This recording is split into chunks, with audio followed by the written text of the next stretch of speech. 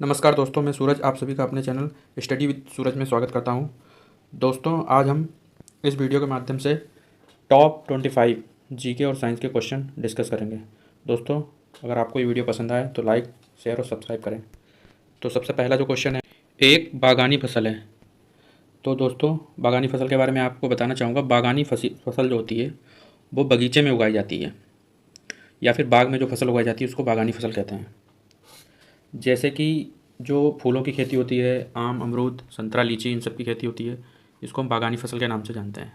ठीक है दोस्तों। और जो बागानी फसल होती है, चाय की खेती जो है, इसका राइट आंसर है चाय। जो चाय की खेती है वो चाय के गार्डन्स वगैरह में उगाई जाती है। और जो भारत में चाय का जो मुख्यतः चाय का उत्पादन होता है वो असम में, पश्चिम बंगाल में, दार्जिलिंग, तमिलनाडु, नीलगिरी और केरल में होता है। तो चाय के पौधे जो होते हैं वो अधिक वर्षा और ठंडी जलवायु के लिए इनके लिए आवश्यकता होती है। और भारत में जो चाय है वो एक नकदी फसल है। तो दोस्तों, आपको मैं जो भी क्वेश्चन है उसके रिलेटेड एक्स्ट्रा फैक्ट भी करवाऊंगा, तो इसलिए ध्यान से दोस्तों इस वीडियो को देखिएगा। चलिए दोस्तों, बढ़ते हैं अगले क्वेश्चन पे। अगला क्वेश्चन है, ये पुंकेसर के भाग हैं, मतलब पूछ रहा है पुंकेसर के क्या भाग हैं। तो देखो दोस्तों, ऐसा होता है, पुंकेसर जो होता है वो जो फूल होता है उसका मेल रिप्रोडक्टिव पार्ट होता है। देखो, फूल कोई भी है उसके दो पार्ट होते हैं। ठीक है, किसी भी फूल के दो पार्ट होते हैं, एक मेल पार्ट होता है और एक फीमेल पार्ट होता है। तो मेल और फीमेल जो पार्ट होते हैं किसी भी फूल के, वो जो उनके नाम होते हैं उनको हम एक को बोलते हैं पुंकेसर, उसको इंग्लिश में बोलते हैं स्टेमन। ठीक है दोस्तों, स्टेमन। ठीक है। और दूसरा जो होता है वो होता है हमारा स्त्री केसर। ठीक है। तो हमें इसमें बताना है ये पुंकेसर के भाग हैं। पुंकेसर के भाग क्या हैं? तो इसका सही आंसर हो जाएगा परागकोश और पुतंतु। ठीक है। परागकोश क्या होता है? फूल का जो पार्ट होता है, जो ऊपरी हिस्सा होता है, जो स्टेमन है पुंकेसर, जो फूल का मेल रिप्रोडक्टिव पार्ट है, उसका जो ऊपरी हिस्सा होता है उसको हम परागकोश कहते हैं। और पुतंतु, इसका मतलब होता है एक पतली डंडी जैसी संरचना होती है, इसको इंग्लिश में फिलामेंट भी कहते हैं। तो ठीक है। तो पुरुष का मेल रिप्रोडक्टिव पार्ट और फीमेल रिप्रोडक्टिव पार्ट, दो पार्ट होते हैं पुरुष में, दो पार्ट होते हैं प्लांट के रिप्रोडक्टिव पार्ट। ठीक है। कुछ पौधे हैं जैसे गुलाब है, लिली है, सूरजमुखी है, इसमें जो हम छोटे छोटे पीले धूल जैसे कण जो हमें दिखाई देते हैं वही परागकण होते हैं। और परागकण जो होते हैं ये परागकोश में ही बनते हैं। ठीक है दोस्तों, बढ़ते हैं अगले क्वेश्चन की तरफ। अगला क्वेश्चन है, ऑक्सीजन की उपस्थिति में अयस्कों को गर्म करने की क्रिया को क्या कहा जाता है? तो दोस्तों, इसका सही आंसर हो जाएगा भंजन। अब देखो, भंजन क्या होता है दोस्तों? भंजन को हम बोलते हैं डीकम्पोजिशन रिएक्शन इंग्लिश में। देखो, ऐसा होता है जब भी कोई कंपाउंड टूटता है तो वो दो या दो से ज़्यादा सिंपल सब्सटेंसेस में कन्वर्ट हो जाता है। इसमें होता क्या है, ये टूटता क्यों है? जब हम एनर्जी अप्लाई करते हैं, जैसे हीट एनर्जी, लाइट एनर्जी या इलेक्ट्रिसिटी एनर्जी, उसके थ्रू। चलिए दोस्तों, बढ़ते हैं अगले क्वेश्चन की तरफ। अगला क्वेश्चन है, कौन सा मिलान सही है? तो दोस्तों, ये क्वेश्चन ऑर्गेनिक केमिस्ट्री का है। इसमें से आप देख सकते हैं सही उत्तर है butene, CH3 single bond CH2 single bond CH double bond CH2। दोस्तों, आप सभी को मैं बताना चाहूँगा, किसी भी कंपाउंड को अगर हमें पहचानना है, ऑर्गेनिक कंपाउंड को, तो तीन तरीके के मेनली होते हैं। नंबर 1 है आपका एल्केन, जिसका जो फॉर्मूला होता है दोस्तों वो होता है CnH2n+2। अगला है आपका एल्कीन, जिसका फॉर्मूला है CnH2n। अगला है आपका एल्काइन, जिसका फॉर्मूला है आपका CnH2n-2। तो दोस्तों, आप सिर्फ एक का फॉर्मूला याद रखिए, जो मैंने बताया है एल्कीन का। एल्कीन के फार्मूले से आप दोनों को निकाल सकते हैं। आपको बीच में लिखना है CnH2n, उसमें जब हम +2 कर देंगे तो फार्मूला आ जाएगा एल्केन का, और जब -2 कर देंगे तो फार्मूला आ जाएगा एल्कीन का। तो बस आप एल्काइन का। तो बस आप एल्कीन का फार्मूला याद रखिए, CnH2n। दोस्तों, जो ग्रैमी अवार्ड है ये संगीत की दुनिया का, यानी म्यूजिक की दुनिया का सबसे ही ज़्यादा प्रतिष्ठित अंतर्राष्ट्रीय पुरस्कार है। सबसे ज़्यादा मतलब हाईली अप्रिसिएबल। इस पुरस्कार का पूरा नाम जो है वो है ग्रैमी अवार्ड। और ये जो पुरस्कार देता है वो रिकॉर्डिंग एकेडमी ऑफ USA, यानी अमेरिका में ये है द रिकॉर्डिंग एकेडमी, ये देती है। सबसे पहली बार जो ग्रैमी अवार्ड दिया गया था वो 1959 में दिया गया था। ठीक है, और इस अवार्ड को देने वाली जो संस्था है वो यूएसए की है, द रिकॉर्डिंग एकेडमी, यूएसए। ये पुरस्कार इस संस्था के द्वारा दिया जाता है। ठीक है दोस्तों, इस पुरस्कार के लिए कई सारी श्रेणियां या कई सारी कैटेगरी होती हैं, जैसे कि best song of the year, best album of the year, best new artist, best pop vocal performance, best music video. इस तरीके से अवार्ड अलग अलग श्रेणियों में। दोस्तों, इस पुरस्कार को हम संगीत जगत का ऑस्कर अवार्ड भी कहते हैं। और जो ग्रैमी पुरस्कार दिया जाता है उसमें ग्रामोफोन होता है, उसका मॉडल होता है। मतलब कह सकते हैं कि जो संगीत का सबसे अच्छा अवार्ड है ये। 2025 का जो दोस्तों ग्रैमी अवार्ड है वो एल्बम ऑफ द ईयर के लिए बियॉन्से को मिला हुआ है। कहा हुआ है कार्टर के लिए, उनकी एल्बम है, इसके लिए मिला है। और रिकॉर्ड ऑफ द ईयर के लिए not like us, Kendrick Lamar, इनकी ये सॉन्ग इसके लिए इसको मिला हुआ है। ठीक है, तो इसमें ज़्यादातर ये अवार्ड जो है अमेरिकन आर्टिस्ट को ही मिलता है। इंडिया के भी कई आर्टिस्ट हैं जिन्होंने ग्रैमी अवार्ड जीता है, जैसे कि पंडित रविशंकर। चलिए दोस्तों, बढ़ते हैं अगले क्वेश्चन की तरफ। अगला क्वेश्चन है, निम्न में से किसका घनत्व जल के घनत्व से अधिक होता है? ऑप्शन है लोहे की कील, बर्फ, कॉर्क और थर्मोकोल। तो दोस्तों सिंपल सी बात है, सही आंसर हो जाएगा लोहे की कील। अब तो मैं आपको घनत्व का कॉन्सेप्ट बताऊंगा। देखिए, घनत्व का जो फॉर्मूला होता है, डेंसिटी का जो फॉर्मूला होता है वो होता है घनत्व, डेंसिटी D इक्वल टू होता है मास अपॉन वॉल्यूम। यानी कोई भी ऑब्जेक्ट है उसका मास क्या है और उसका वॉल्यूम क्या है, उसका अगर हम रेशियो ले लेंगे तो हमारा डेंसिटी निकल आएगी। ठीक है, ऑब्वियस सी बात है, जो फॉर्मूला है m upon B, D equal to m upon B, जो फॉर्मूला है इसमें डेंसिटी डायरेक्टली मास के प्रोपोर्शनल है। देखो, डायरेक्टली प्रोपोर्शनल का मतलब ये होता है जब ये चीज़ बढ़ेगी तो ये चीज़ भी इंक्रीज होगी। ये चीज़ अगर ज़्यादा है, मीन्स मास ज़्यादा है, तो डेंसिटी भी ज़्यादा होगी। तो इस क्वेश्चन के जो ऑप्शन थे उसमें लोहे की कील है, बर्फ़ है, कॉर्क है, थर्मोकोल है, तो इसमें घनत्व इसका ज़्यादा होगा ही। ठीक है दोस्तों, अब बढ़ते हैं अगले। दोस्तों अगला क्वेश्चन बहुत ही इंपॉर्टेंट है, जो कि आपका आवर्त सारणी पीरियोडिक टेबल से रिलेटेड है। इस क्वेश्चन में कहा गया है वर्ग 3 यानी ग्रुप 3 है और आवर्त 6 है, उसमें जो लेंथेनम के साथ स्थित जितने भी तत्व होते हैं उनको क्या कहा जाता है? तो उसका सही उत्तर हो जाएगा दोस्तों लेंथेनाइड। देखिए दोस्तों, आपको बताना चाहूँगा, जो हमारी पीरियोडिक टेबल है PD, इसमें टोटल 18 टोटल हमारे ग्रुप हैं। ठीक है दोस्तों, और उसमें 7 पीरियड हैं। अब मैं आपको इन सभी ग्रुप का नाम बोलूँगा, ध्यान से सुनिएगा। जो ग्रुप 1 होता है उसको हम बोलते हैं क्षारीय धातु या फिर एल्कली मेटल, जिसमें से मेनली एलिमेंट आते हैं लिथियम, सोडियम, पोटेशियम। ठीक है, जो ग्रुप 2 है उसको बोलते हैं एल्कलाइन अर्थ मेटल, क्षारीय पृथ्वी धातु। इसमें से मुख्य आते हैं बेरिलियम, मैग्नीशियम, कैल्शियम, स्ट्रोंशियम, बेर। ठीक है, ग्रुप 3 है आपका बोरान ग्रुप, जिसमें आता है आपका बोरान, एल्यूमिनियम, गैलियम। ग्रुप 4 है आपका कार्बन ग्रुप, जिसमें carbon, silicon, germanium, tin. Group 5 है आपका नाइट्रोजन ग्रुप, जिसमें nitrogen, phosphorus, arsenic, antimony, bismuth, ये सब आते हैं एलिमेंट। ग्रुप 7 है आपका हेलोजन ग्रुप, जिसमें फ्लोरीन, क्लोरीन, ब्रोमीन, आयोडीन, ये सब आता है। ग्रुप 6 आपका ऑक्सीजन, सल्फर, सेलेनियम, ये सब आते हैं एलिमेंट। और ग्रुप 8 जो आपका मोस्ट इंपॉर्टेंट ग्रुप होता है, जिसको बोलते हैं हम इनर्ट गैसेस, इसमें नोबेल गैसेस आती हैं, helium, neon, argon, krypton, xenon, radon, ये सब आती हैं। इसी बीच हमारे पीरियोडिक टेबल में जो कि ग्रुप 3 से लेकर 12 तक संक्रमण तत्व होते हैं, जैसे कि iron, copper, zinc, nickel, chromium, इनको हम डी ब्लॉक भी बोलते हैं। ठीक है, और जो इस क्वेश्चन में है लेंथेनाइड और एक्टेनाइड, ये हमारे एफ ब्लॉक के अंदर आते हैं। ठीक है दोस्तों, बढ़ते हैं दोस्तों अगले क्वेश्चन की तरफ। अगला क्वेश्चन है, निम्न में से क्या एक पशु ऊतक नहीं है? अब देखो दोस्तों, ऊतक क्या होता है आपको ये पता होना चाहिए। जैसे दोस्तों मनुष्य के शरीर की जो स्मॉलेस्ट यूनिट होती है वो सेल होती है, सबसे छोटी इकाई कोशिका होती है। जब कई सारी कोशिकाएं मिल जाती हैं, जब कई सारी कोशिकाएं मिलकर ग्रुप बनाती हैं, तब उसको हम ऊतक कहते हैं। अब पशु ऊतक, एनिमल ऊतक अलग होते हैं, प्लांट ऊतक अलग होते हैं। ठीक है, तो उसमें आपको बताना है कि कौन सा पशु ऊतक नहीं है।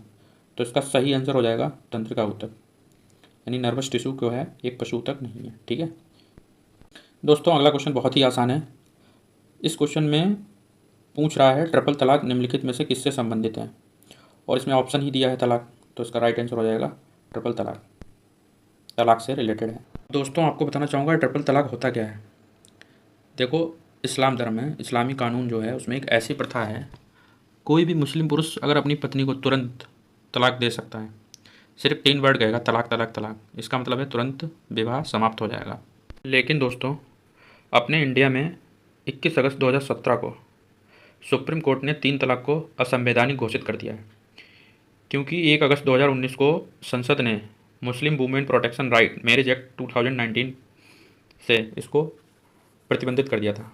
अब जो भी मुस्लिम युवक है, अगर वो तलाक देगा तो वो पुरुष अपराधी माना जाता है और कानून की प्रक्रिया के तहत उसे जेल भी भेजा जा सकता है। दोस्तों बढ़ते हैं अगले क्वेश्चन की तरफ। अगला क्वेश्चन है दोस्तों, तने या फिर जड़ का घेरा डैश के कारण बढ़ता है, मतलब तने या जड़ का घेरा जो होता है वो किसके कारण बढ़ता है। ये क्वेश्चन दोस्तों आपका भाई ऊतक चैप्टर से रिलेटेड है, ठीक है। और इसका सही आंसर है, ठीक है, लेटरल विभोज्योतक, मतलब कि lateral meristematic tissue. Plant tissue कई टाइप के होते हैं, ठीक है sir. Apical meristematic tissue, lateral meristematic tissue और इंटरनली मेरिस्टेमेटिक टिश्यू। जैसे कि ये प्लांट है, ये प्लांट है, तो इसका जो घेराव है, ये मोटाई जो बढ़ती है साइड की, ठीक है, वो इसी के थ्रू बढ़ती है, ठीक है दोस्तों। दोस्तों बढ़ते हैं अगले क्वेश्चन की तरफ, जो कि आपका एक स्टैटिक जीके का क्वेश्चन है। इसमें पूछा है, दुनिया की पहली रोबोट इसकी प्रतियोगिता किस देश में आयोजित की गई थी। सही उत्तर हो जाएगा दक्षिण कोरिया। दोस्तों इससे रिलेटेड मैं आपसे क्वेश्चन पूछना चाहूँगा, कमेंट बॉक्स में आप सभी लोग उत्तर दीजिएगा कि दुनिया का पहला रोबोट जिसको नागरिकता दी गई किसी देश की, उसका नाम क्या है। आप सभी लोग कमेंट में उत्तर दीजिएगा। दोस्तों बढ़ते हैं अगले क्वेश्चन की तरफ। अगला क्वेश्चन है, एक परमाणु की किसी अन्य तत्व के परमाणु से बंधे होने पर इलेक्ट्रॉनों को अपनी ओर आकर्षित करने की शुद्ध सापेक्ष प्रवृत्ति होती है, उसको क्या कहते हैं। तो इसका राइट आंसर हो जाएगा विद्युत ऋणात्मकता, यानी कि इलेक्ट्रोनिगेटिविटी। दोस्तों जो हमारी आवर्त सारणी में है उसमें सबसे ज़्यादा इलेक्ट्रोनिगेटिव जो एलिमेंट है वो है आपका फ्लोरीन। ये क्वेश्चन कई सारे एग्जाम में पूछ रहा था, मोस्ट इंपॉर्टेंट क्वेश्चन है। Highly electronegative element is fluorine, ठीक है दोस्तों, याद रखिएगा। दोस्तों बढ़ते हैं अगले क्वेश्चन की तरफ। अगला क्वेश्चन है, CO2 के सापेक्ष आणविक द्रव्यमान की गणना कीजिए। सापेक्ष आणविक द्रव्यमान में आपको बताना चाहूँगा होता है रिलेटिव मॉलिकुलर मास, ठीक है, रिलेटिव मॉलिकुलर मास RM और M। इसको निकालने के लिए हम फार्मूला कैलकुलेट करेंगे। पहले तो हम इसमें देखेंगे जो CO2 होता है, CO2 के फॉर्मूले में कितने एटम कार्बन के हैं, कितने एटम ऑक्सीजन के हैं। तो जैसे कि हम देख सकते हैं, इसमें जो कार्बन के एटम हैं वो है 1 और ऑक्सीजन का है 2। तो इसमें इसके फॉर्मूले को निकालने के लिए हमें इनका एटॉमिक मास भी पता होना चाहिए। इस क्वेश्चन में हम एटॉमिक मास का कॉन्सेप्ट यूज करेंगे। एटॉमिक मास के लिए कार्बन का जो एटॉमिक मास होता है दोस्तों वो होता है 12, क्योंकि इसका 6 एटॉमिक नंबर होता है, और ऑक्सीजन का होता है वो होता है 16, क्योंकि इसका 8 जो है वो एटॉमिक नंबर होता है। अब CO2 को निकालने के लिए इसमें 1 एटम है आपका कार्बन का, उसकी मल्टीप्लाई कर देंगे एटॉमिक नंबर से, उसके एटॉमिक मास से, सॉरी। तो आपका ये निकल के आ जाएगा 1 × 12 प्लस ऑक्सीजन के 2 मॉलिक्यूल हैं तो 2 × 16, इन दोनों को ऐड कर देंगे 12 + 32, तो इक्वल टू आंसर आ जाएगा 44U, जो कि आपका राइट आंसर हो जाएगा 44U, ठीक है। ये उसकी यूनिट है मेजर करने की। बढ़ते हैं दोस्तों अगले क्वेश्चन की तरफ। अगला क्वेश्चन है आपका, खांसी और छींकने जैसी जो अनिच्छिक गतिविधियां हैं उनको कौन नियंत्रित करता है। तो इसका सही उत्तर हो जाएगा मज्जा। मज्जा को इंग्लिश में बोलते हैं मेडुला ऑब्लांगेटा। ये मस्तिष्क, पोन्स और अनुमस्तिष्क, देखो जो हमारा इंसान का दिमाग होता है उसी के पार्ट हैं। मस्तिष्क इंसान का दिमाग, उसके पार्ट हैं पोन्स, अनुमस्तिष्क, मज्जा, ठीक है। तो मज्जा में ही इनवॉलेंट्री एक्शन जो होते हैं वो कंट्रोल किए जाते हैं। दोस्तों जो अगला क्वेश्चन है बहुत ही इंपॉर्टेंट क्वेश्चन है और कई बार कई परीक्षाओं में पूछा भी गया है। इस यौगिक को कभी कभी भोजन को जल्दी पकाने के लिए उसमें डाला जाता है, या एक हल्का असंक्षारक क्षार है। नीचे दी गई जो रिएक्शन है ये इसके निर्माण की क्रिया को दर्शाती है, तो इस यौगिक का आपको नाम बताना है। तो रिएक्शन क्या है, NaCl + H2O + CO2 + NH3, तो हमारा बन जाता है सोडियम हाइड्रोजन कार्बोनेट, जिसका कि फॉर्मूला होता है दोस्तों NaHCO3, इसको सिंपल भाषा में बेकिंग सोडा भी कहते हैं। ठीक है, इसका जो यूज़ होता है वो खाना बनाने में, पेट की एसिडिटी को कम करने के लिए, सफाई में, दुर्गंध वगैरह हटाने के लिए भी इसका यूज किया जाता है। और इसी के जैसे एक और कंपाउंड होता है जिसमें लोगों को काफ़ी कन्फ्यूजन होता है, जो कि होता है आपका Na2CO3। इसको बोलते हैं हम धावन सोडा। धावन सोडा, ये धावन है, वरुण धवन वाला धावन मत समझना दोस्तों, धावन सोडा है। ठीक है, धावन सोडा में खासियत होती है इसमें एक्स्ट्रा H2O मॉलिक्यूल जुड़ जाता है। मतलब इसकी शॉर्ट ट्रिक बताऊं अगर मैं आपको याद करने की, तो शॉर्ट ट्रिक यही है कि जिसमें पानी हो ना, H2O मॉलिक्यूल, वो धावन सोडा होगा, और जिसमें हाइड्रोजन हो वो सोडियम हाइड्रोजन कार्बोनेट यानी कि बेकिंग सोडा होगा। ठीक है, चलिए दोस्तों बढ़ते हैं अगले क्वेश्चन की तरफ। अगला क्वेश्चन है हमारा, कोई क्लाइम या फिर कली चूना किसका रासायनिक सूत्र है? यह इसका रासायनिक सूत्र क्या है? तो इसका रासायनिक सूत्र है दोस्तों CaO। ठीक है, इसको कोई क्लाइम बोलते हैं। अब ये जो कली चूना है, इसकी रिएक्शन की फॉर्मेशन क्या होती है, ये मतलब बनता कैसे है? तो जो दोस्तों जो कोई क्लाइम होता है, जब हम कैल्शियम कार्बोनेट को गर्म करते हैं तब ये बन जाता है। इसकी रिएक्शन होती है सिंपल CaCO3, इसको हीट करते हैं हम, ये हीट कर दिया हमने, तो बनता है CaO प्लस CO2। ये इसकी केमिकल रिएक्शन है। ठीक है, CaO का ये इसका फॉर्मूला है। इसका जो दोस्तों नॉर्मली यूज जो किया जाता है, इसका यूज, ठीक है, जो प्लास्टर वगैरह होता है जो बनता है घर बनाने में, उसमें इसका यूज, सीमेंट बनाने में भी इसका यूज होता है। ठीक है, और ये सफ़ेद होता है और हार्ड होता है। ठीक है, और जब इसकी हम रिएक्शन वाटर के साथ कर देते हैं, जैसे कि CaO प्लस H2O, तब ये हमें बना के दे देगा CaOH का होल ट्वाइस, जिसको बोलते हैं हम स्लैक लाइम। दोस्तों ये एक इम्पॉर्टेंट रिएक्शन थी जो मैंने आपको समझाई। स्लैक लाइम का फॉर्मूला अगर पूछे तो आप बता देंगे। स्लैक लाइम का जो फॉर्मूला होता है वो होता है CaOH का होल ट्वाइस। दोस्तों बढ़ते हैं अगले क्वेश्चन की तरफ। अगला क्वेश्चन है, पदार्थ के संदर्भ में निम्न में से कौन सा कथन सही नहीं है? ऑप्शन है, पदार्थ कणों से बना होता है, पदार्थ के कणों के बीच अंतर होता है, पदार्थ के कणों के बीच कोई आकर्षण बल नहीं होता है, पदार्थ के कण द्रव और वायुओं में सतत स्थानांतरित होते हैं। तो इसका राइट आंसर हो जाएगा थर्ड, जो कि गलत है। दुनिया में कोई भी चीज़ है उसके बीच में कुछ ना कुछ अट्रैक्शन फोर्स जरूर होता है, according to Newton's law physics में। जो पदार्थ होते हैं, लिक्विड, सॉलिड एंड गैस, इनके बीच में अट्रैक्शन फोर्स होता है। जो सॉलिड होता है, जो सॉलिड के पार्टिकल होते हैं उनमें हाईएस्ट अट्रैक्शन फोर्स होता है। जो लिक्विड के पार्टिकल होते हैं उनमें थोड़ा लो होता है, और जो गैस के पार्टिकल होते हैं उनमें बिल्कुल ही लो होता है, वेरी लो। ठीक है दोस्तों बढ़ते हैं अगले क्वेश्चन की तरफ। अगला क्वेश्चन है, सूत्र M=HI/HO में M, HI और HO क्या दर्शाते हैं? ठीक है, तो उसका सही उत्तर हो जाएगा, M दर्शाता है आवर्धन को, जिसको मैग्नीफिकेशन बोलते हैं, HI दर्शाता है प्रतिबिंब की ऊंचाई को, ठीक है, और H दर्शाता है वस्तु की ऊंचाई को। ठीक है, यानी कि height of object and height of image. HI है हाइट ऑफ इमेज और HO है हाइट ऑफ ऑब्जेक्ट। दोस्तों इसका फॉर्मूला होता है M=HI/HO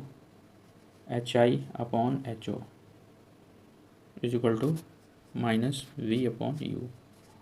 ठीक है दोस्तों, मैग्नीफिकेशन का एक मतलब ये भी हम कह सकते हैं कि जो मैग्नीफिकेशन होता है वो किसी भी वस्तु का आकार बड़ा या फिर छोटा दिखना। दोस्तों चलिए बढ़ते हैं अगले क्वेश्चन की तरफ। अगला क्वेश्चन है, CIBIL का पूर्ण रूप क्या है, इसकी फुल फॉर्म क्या है? ठीक है दोस्तों, CIBI और L, इसकी फुल फॉर्म पूछिए। तो दोस्तों बताना चाहूँगा, इसकी जो फुल फॉर्म होती है वो होती है credit information bureau of India limited. अब आप जानना चाहेंगे कि ये CIBL होता क्या है। देखो दोस्तों, आपने जनरली कॉमनली सुना होगा सिविल, इसका सिविल स्कोर अच्छा नहीं है, इसकी सिविल अच्छी नहीं है, इसको लोन बैंक नहीं दे सकती। तो सिविल जो है ये भारत का पहला प्रमुख क्रेडिट इन्फॉर्मेशन कंपनी थी। ये CIBIL, credit information bureau of India limited, India की पहली सिविल इन्फॉर्मेशन कंपनी थी। ये काम करता थी, RBI जो थी, RBI ने इसको 2000 में स्थापित किया था। इसका जो मेन काम होता है वही काम होता है जो बैंक वगैरह से जो लोग लोन वगैरह लेते हैं तो उसके पास सारी जानकारी होती है कि किसने कितना लोन लिया है, किसने कितने टाइम पे लोन को दे दिया है। ठीक है, उन सब की जानकारी होती है। तो आपके लोन के हिसाब से बैंक जो है आपका सिबिल स्कोर जारी करती है। सिबिल स्कोर क्या होता है? देखो, सिबिल स्कोर एक 3 डिजिट का नंबर होता है, ठीक है।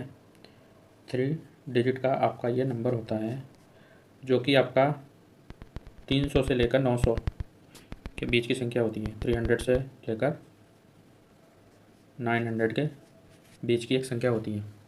ये आपके सिबिल स्कोर को बताता है। अगर आपका सिबिल स्कोर 750 से ऊपर है,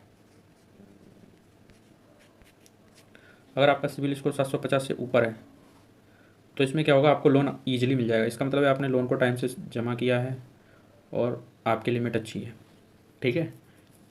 और अगर आपका सिबिल स्कोर 650 से नीचे है, 650 से नीचे है, तो जो आपका लोन है वो अप्रूव नहीं होगा, दिक्कत आएगी कम सिबिल स्कोर में। तो दोस्तों अपना सिबिल स्कोर मेंटेन रखें। दोस्तों बढ़ते हैं अगले क्वेश्चन की तरफ। अगला क्वेश्चन है, में स्थित कंचनजंगा की सबसे ऊंची चोटी क्या है? यानी जो कंचनजंगा है वो भारत की सबसे ऊंची चोटी है, वो कहाँ स्थित है, ठीक है। तो कंचनजंगा जो भारत की सबसे ऊंची चोटी है वो सिक्किम में स्थित है। और विश्व की जो सबसे ऊंची चोटी है वो कौन सी है दोस्तों? वो है आपकी माउंट एवरेस्ट।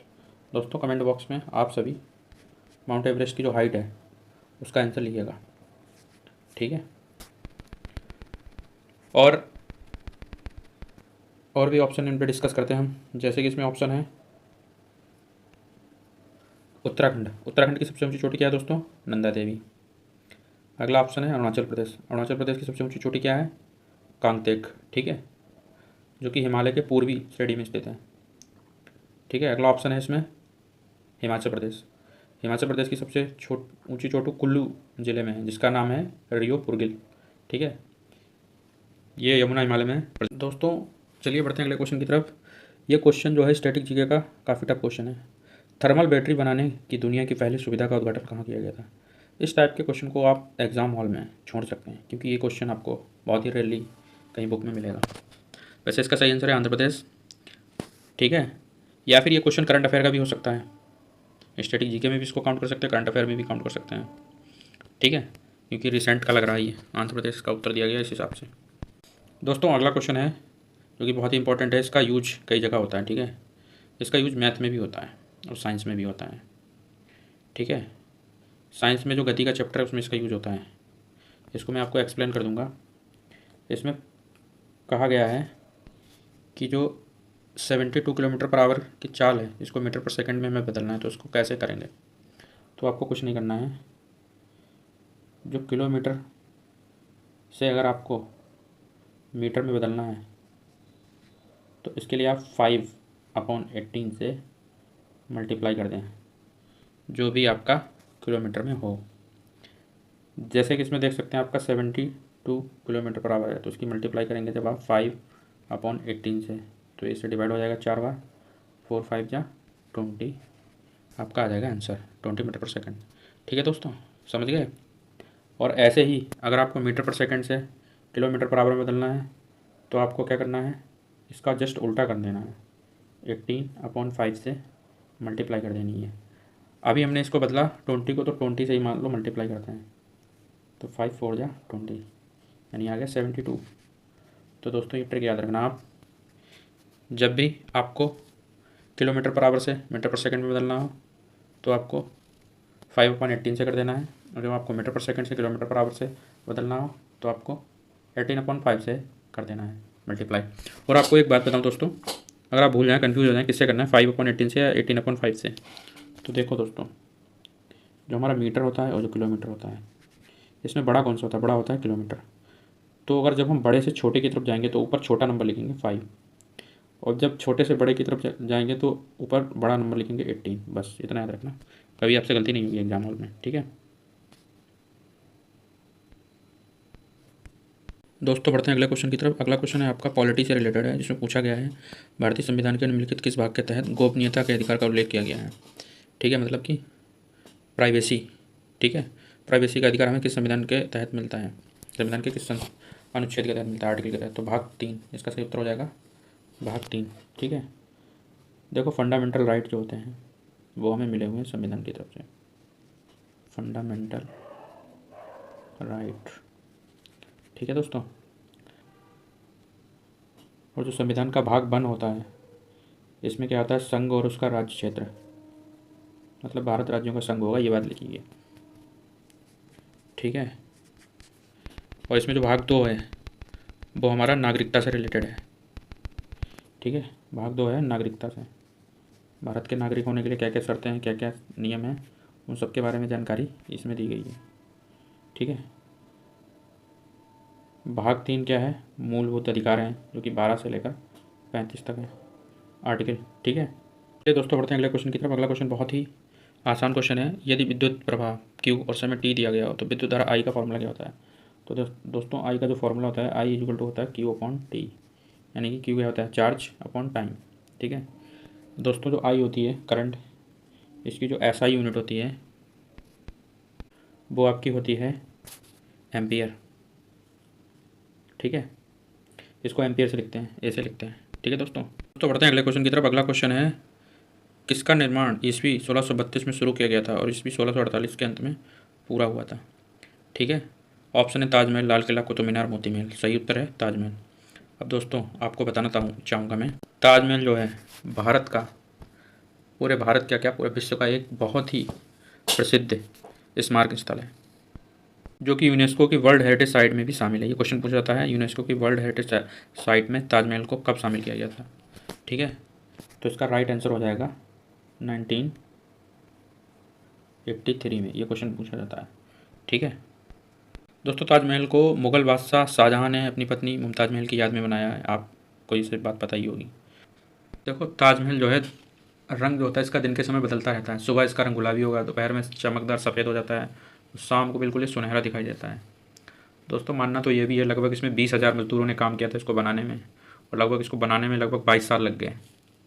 भारत और मध्य एशिया से संगमरमर लाया गया था, तभी बनाया था। इसमें बहुत ही कीमती पत्थर जड़े हुए हैं अभी भी, और इसको सिंबल ऑफ लव बोलते हैं। शाहजहाँ अपनी बेगम मुमताज़ से बहुत ही ज़्यादा प्यार करता था, तो उसी की याद में उसने ये ताजमहल बनवाया था दोस्तों। चलिए दोस्तों, बढ़ते हैं अगले क्वेश्चन की तरफ। अगला क्वेश्चन है, 2001 से लेकर 2014 तक के कार्यकाल में प्रधानमंत्री नरेंद्र मोदी किस राज्य के मुख्यमंत्री थे। बहुत ही आसान क्वेश्चन है, आप सब बता सकते हैं। इसका सही उत्तर हो जाएगा गुजरात। देखिए दोस्तों, जो प्रधानमंत्री श्री नरेंद्र मोदी हैं वो देश के बहुत ही लोकप्रिय नेता हैं, जो कि भारतीय जनता पार्टी से बिलोंग करते हैं। ठीक है, और भारत के 14वें प्रधानमंत्री बने थे 26 मई 2014 को, तब से लेकर अब तक बने हुए हैं ये। ठीक है, और भारी बहुमत मिला था इन्हें 2019 में। ठीक है, फिर लगातार तीसरी बार ये प्रधानमंत्री हैं भारत के, जो भी मौजूदा समय में भी भारत के प्रधानमंत्री हैं। इन्होंने कई सारी योजनाएं भी चलाई हैं हमारे भारत में, जैसे कि स्वच्छ भारत अभियान है, प्रधानमंत्री जन धन योजना है, मेक इन इंडिया है, आयुष्मान भारत योजना है, किसान सम्मान निधि है, प्रधानमंत्री किसान Samman Nidhi, digital India mission है। ये कई सारी योजनाएं मोदी जी ने चलाई हैं। ठीक है दोस्तों इसी के साथ आज का डिस्कशन पूरा हुआ। आपसे विदा लेना चाहूँगा, और अगर आपको ये वीडियो पसंद आया हो, ठीक है, तो इसको ज़्यादा से ज़्यादा शेयर करें, लाइक शेयर और सब्सक्राइब करें, और ज़्यादा से ज़्यादा जो भी गवर्नमेंट एग्ज़ाम की प्रिपरेशन कर रहे हैं आपके दोस्तों को शेयर करें, और चैनल के साथ बने रहें। धन्यवाद।